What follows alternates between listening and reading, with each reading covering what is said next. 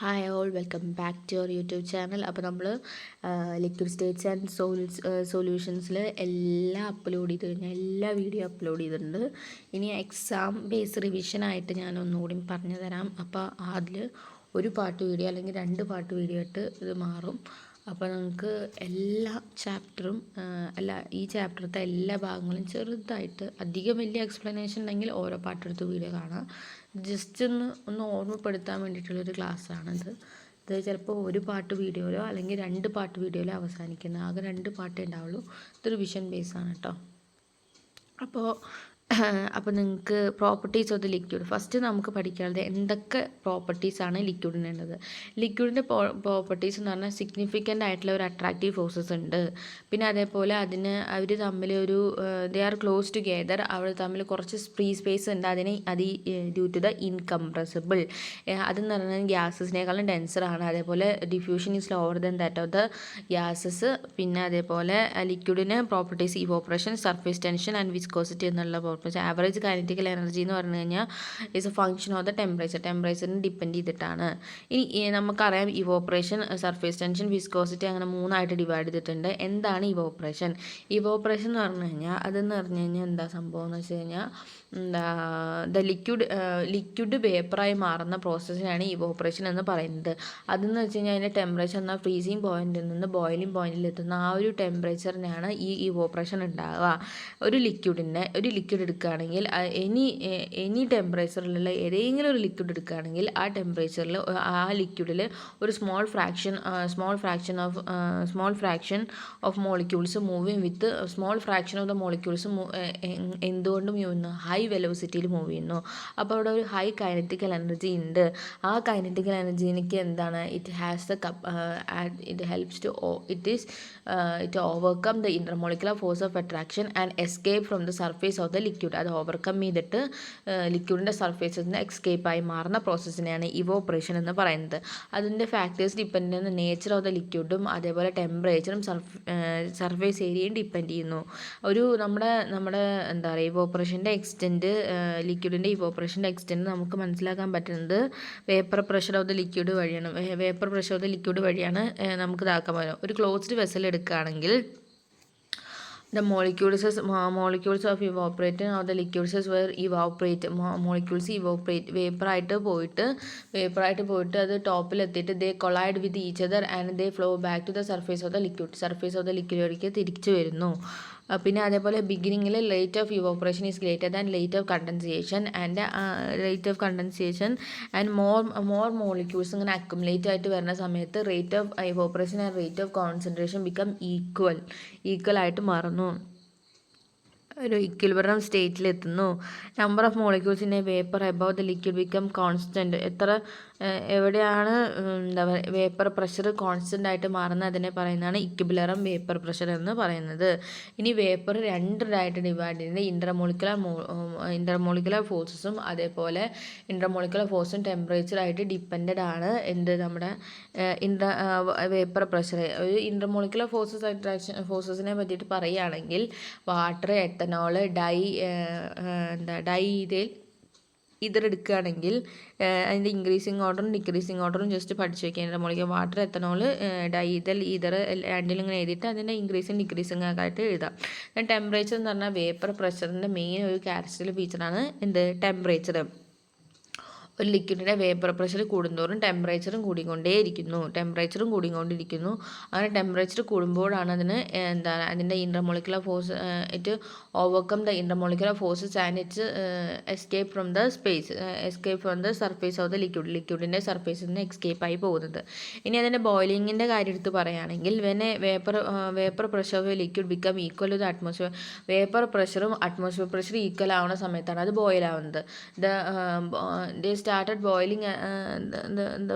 The point that start the boiling is called as boiling point of the liquid. The temperature at which the vapor pressure is equal to 1 atm അതിനെ പറയുന്നത് normal boiling point. Temperature at with the vapor pressure is equal to 1 is become 1 bar ആണ് മാറുന്നതാണ് standard boiling point എന്ന് പറയുന്നത്. Boiling point എന്ന് പറഞ്ഞു കഴിഞ്ഞാൽ boiling point is low according with the decreases in the atmosphere pressure and increases in the atmosphere pressure. നമ്മുടെ boiling point is low in the volatile liquid and lower than that of the volatile liquid than that of the non volatile liquid. Non volatile ലിക്വിഡിനേക്കാളും കുറവായിരിക്കും boiling point. Boiling point കുറയുന്തോറും atmosphere പ്രഷറും കുറഞ്ഞുകൊണ്ടിരിക്കും. Atmosphere pressure കൂടുന്തോറും boiling പോയിന്റും കൂടിക്കൊണ്ടിരിക്കും. അപ്പോൾ നമുക്ക് അവിടെ ഒരു ഇക്വേഷൻ പഠിക്കാനുണ്ട്. ക്ലപ്പിയറോൺ കാൽക്കസ് ഇക്വേഷൻ എന്ന് വെച്ച് കഴിഞ്ഞാൽ P = minus delta H vapour plus C by RT. Delta H vapour H by RT നമ്മളൊരു ഒരു പി എന്ന് പറഞ്ഞിട്ടുള്ള സാധനം പ്ലോട്ട് ചെയ്യുകയാണെങ്കിൽ log P2/V1 minus delta vapour H by RT എന്ന് പറഞ്ഞാൽ R × 2.303 R T2 - T1/T1T2 എന്നുള്ളൊരു ഇക്വേഷൻ കിട്ടും. ഇനി നമ്മൾ സർഫേസ് ടെൻഷനെ പറ്റിയിട്ട് പറയുകയാണെങ്കിൽ സർഫേസ് ടെൻഷൻ എന്ന് പറഞ്ഞു കഴിഞ്ഞാൽ ഒരു എന്താ പറയുക, the molecules of the interior of the liquid liquids attracted to the neighboring of all the sides and there is no experience any net forces. When the molecules start attacking to the another molecules on the side by side, it may lead to the imbalance forces is act on the molecules. ഒരു imbalance force molecules തമ്മിൽ act ആവുകയും ഒരു net inward pull ഉണ്ടാവുകയും ചെയ്യുന്നു. As a result surface is under സർഫേസിന് എന്തായിരുന്നു ഒരു tension ഉണ്ടാകുന്നു. ആ ഫിനോമിനൻ പറയുന്നതാണ് സർഫേസ് ടെൻഷൻ. ഇനി സർഫേസ് ടെൻഷൻ നമ്മൾ ഇതായിട്ട് പറയുകയാണെങ്കിൽ surface tension is defined as a force acting on the ഒരു ഇമാജിനറി ലൈൻസിലെ force acting on the imaginary line on the unit length of the molecules of the water unit length of the surface of the liquid experience. അത് എങ്ങനെ experience perpendicular to the ലിക്വിഡിൻ്റെ എന്താ പറയുക perpendicular ആയിട്ട് അത് act ചെയ്യുന്നു. Length of the liquid സൈഡ്സിൽ perpendicular ആയിട്ട് ആക്ട് ചെയ്യുന്നു എന്ന് വെച്ച് കഴിഞ്ഞാൽ ഒന്നുമില്ല. എന്താ പറയുക, നമ്മുടെ സർഫേസ് ടെൻഷൻ എന്ന് പറഞ്ഞാൽ മോളിക്യൂൾസിൻ്റെ ഉള്ളിലുള്ള ഇന്റീരിയറിലുള്ള ആൾക്കാർ എന്താ പറയുക അതിൻ്റെ നൈബറിങ് സൈഡ്സസ് ആയിട്ട് ഈക്വലി അട്രാക്ട് ചെയ്യുന്നു. അപ്പോൾ ഒരു നെറ്റ് ഫോഴ്സസും എക്സ്പീരിയൻസ് ചെയ്യുന്നില്ല. പക്ഷേ ആ മോളിക്യൂൾസ് അനദർ മോളിക്യൂൾസ് ആയിട്ട് സൈഡ് ബൈ സൈഡ് അറ്റാക്ട് ചെയ്ത് കഴിഞ്ഞാൽ ഒരു ഇംബാലൻസ് ഫോഴ്സ് ആക്ട് ചെയ്യുന്നു. ഒരു ഇംബാലൻസ് ഫോഴ്സ് ആക്ട് ചെയ്തിട്ട് ഒരു ഇൻവേർഡ് പുൾ ഉണ്ടാവുന്നു. അതിനെ പറയുന്നതാണ് സർഫേസ് ടെൻഷൻ. അപ്പം ഉണ്ടാകുന്ന ടെൻഷനെ പറയുന്നതാണ് സർഫേസ് ടെൻഷൻ. അതുപോലെ തന്നെ എന്താണ് surface tension? It is defined as the imaginary alliances of the unit length of the liquid. ഒരു imaginary alliances of the unit length of the liquid led to the experience of perpendicular to the ലിക്വിഡിൻ്റെ perpendicular ആയിട്ട് എല്ലാ സൈഡ്സിൽ experience ചെയ്യുന്നു.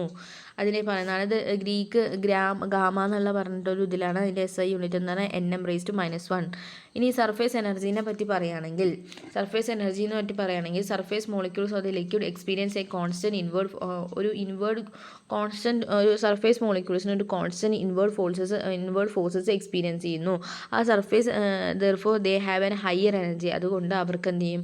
ഒരു high energy ഉണ്ടായിരിക്കും. Higher energy ഒരു bulk ലിക്വിഡിനേക്കാളും higher energy ആയിരിക്കും ഇതിനുണ്ടാവുക. Due to the higher energy കാരണം അത് നമ്പർ ഓഫ് മോളിക്യൂൾസിനെ മിനിമൈസ് ചെയ്യുകയും അത് നമ്മുടെ സർഫേസ് ഏരിയ മിനിമൈസ് ചെയ്യാനുള്ള കാരണമാകുന്നു. മിനിമൈസ് ചെയ്യാനുള്ള കാരണമാകുന്നു. അപ്പോൾ energy supplied for increasing the surface area is called as surface energy. എത്ര എനർജി നമ്മൾ സപ്ലൈ ചെയ്യുന്നു, സർഫേസ് ഏരിയ കൂട്ടാനായിട്ട് എത്ര എനർജി സപ്ലൈ ചെയ്യുന്നു അതിനെ പറയുന്നതാണ് സർഫേസ് എനർജി എന്ന്. അതിൻ്റെ യൂണിറ്റ് എന്ന് പറഞ്ഞു കഴിഞ്ഞാൽ Joule_m⁻²,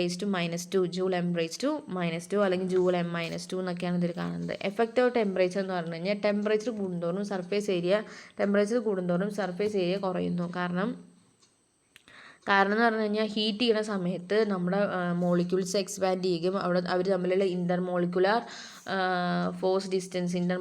ഡിസ്റ്റൻസ് ഉണ്ടാകുന്നു. അവർ തമ്മിൽ ഒരു ഇന്റർമോളിക്കുലർ ഡിസ്റ്റൻസ് ഉണ്ടാകുന്നു. അതുപോലെ തന്നെ ഹീറ്റ് ചെയ്യുന്ന സമയത്ത് ഹൈ കൈനറ്റിക്കൽ എനർജി ഉണ്ടാകുന്നു. ഈ രണ്ട് കാരണം കൊണ്ടാണ് സർഫേസ് ഏരിയ കുറയുന്നു. അപ്പോൾ എക്സ്റ്റേണൽ എനർജി വെച്ചിട്ട് നമ്മുടെ സർഫേസ് ഏരിയ കൂട്ടാൻ നോക്കുന്നു. അതിനെ പറയുന്നതാണ് സർഫേസ് എനർജി എന്ന്. അവിടെ ഒരു ഇക്വേഷൻ പഠിക്കാനുണ്ട്, Ramsay Shields equation. Gamma m/p raised to 2/3 is equal to k Tc minus T minus R. അതിൻ്റെ ഇക്വേഷൻസ് ഒക്കെ ഈ സം ജസ്റ്റ് പഠിക്കണം.